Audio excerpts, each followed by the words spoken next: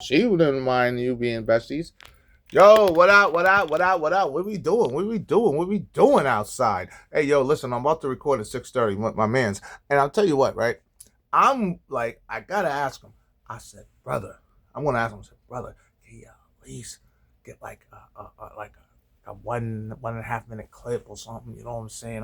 I like to share something on my Facebook page. You know, my smart ass nephew. Shout out Bobby B. Robinson, the motherfucking third, saying that yeah, by the time we get this shit out, his daughter's gonna be 21 years old. Bobby, fucking you. I'm just kidding. Hi, nephew. I appreciate you. We on it. We on it. Well, he's on motherfucking shit. I'm just the voice and shit like that. He's doing all the magic, you know. But anyway, I just think that sometimes with people, nobody likes to be talked about. And I get it. You know what I'm saying? I'm not gonna play dumb. I knew what I was doing with the Angela thing. You know what I mean? And I was being a dick. Um, and just, but I want to tell you why. It's because, motherfucker, I'm bipolar as a motherfucker. And one thing about bipolar people like me is once like I get triggered by something, I just instantly just react to it, you know. Whereas before, I used to react in violence, you know what I'm saying, when I felt some type of way about anything or anyone or any, you know, situation. Man, woman, I don't give a fuck, nigga. Get my ass kicked, kick ass. It just didn't matter. You know, the reason why I actually it's kind of funny too, because when I got stabbed the first time, I was like, I was just kicking this kid's ass and he just stabbed me. Second time, same thing. You know what I'm saying? So I know the power of energies and words and, and just, you know, how shit just goes to the left. But now that I don't drink anymore, um, it's just like you're navigating emotions. You know, you're trying to figure out the what, who, where, whys, and hows. You know, and all of that, and reflection of and one Pacific friendship. It was just it was just came with the territory. And I know that after after after I made amends, I should have kept it cool, but I just couldn't because I got triggered. Oh, you got a new bestie, bitch? You just fucking less than a year. What the fuck wrong with you? But as a man, you should know at 44 that shit is fucking irrelevant. And anybody, no diss. And I know I promise I wouldn't. You know what I'm saying? But just full disclosure, this is educational purposes and a bigger fucking picture. Um, I was just like, God damn, those are traits of somebody that has developmental issues. So don't fucking goddamn take it to heart. You know, homegirl's struggling with her battles. And I'm not trying to be funny. You know what I'm saying? But at the time, I'm like, man, fuck that shit. This fucking bitch got a new, you know what I mean? And that's where it just like, it is spiraled out of control from there. You know, and it also helps too when you're having a conversation with Lloyd, who had a falling out with her. So I'm like, oh my god, I want all the juicy shit about this bitch because I want to just go off now. And it is juvenile. You know what I'm saying? So I gotta own up to that, and I gotta own up to the fact of the matter is that, you know what, man, like when you're dealing with any type of people, especially people who are battling with whatever, you gotta understand that everything could easily just stop at a drop of a dime. And this isn't, and this is including me too. Like when people who are battling with mental illness, bro, it depends on the degrees of it. It could really go fucking either way. I know I had the same experience with my ex girlfriend who was constantly in and out of fucking mental hospitals.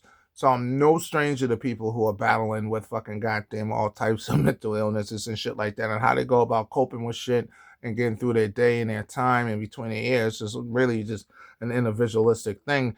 And I gotta respect that. Problem is I just get wrapped up into my own fucking feelings. So when I go to my therapist tomorrow, I'm definitely gonna just unpack. I want to unpack it. I don't think I really, had the opportunity to just sit down and just really unpack the nuances of that relationship. You know what I'm saying? Because really, like, it left a lot of question marks. But, but, but, but as soon as you made amends, you should have just let it just flow. But fuck all that shit, nigga. I got a girlfriend, nigga. I'm fucking who got two homes and goddamn who's gainfully employed. I don't want to wait for no other bitch. That's my mentality. But the problem is the other bitches, no. But yeah, it's just somebody that you consider a friend. Then have to be, that best friend shit. That's something like, really, that's labels like teenagers and shit like that. But you formed a relationship that was pretty solid at first. You know what I'm saying? Crazy, crazy connection with baby girl.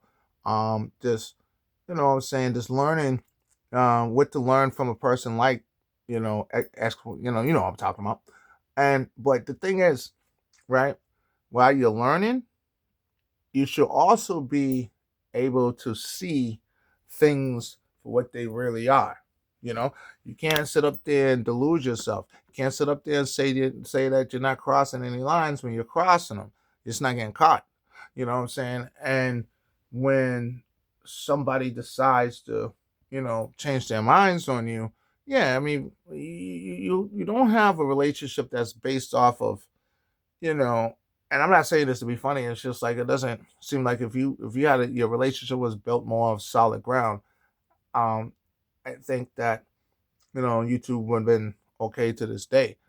But you know, when you're in a whole relationship and that person knows that, it's like you both are taking chances. It was like, well, she never da da da da da da da. Well, what she did, she'd be exposing herself, and Gina would fuck her up, nigga.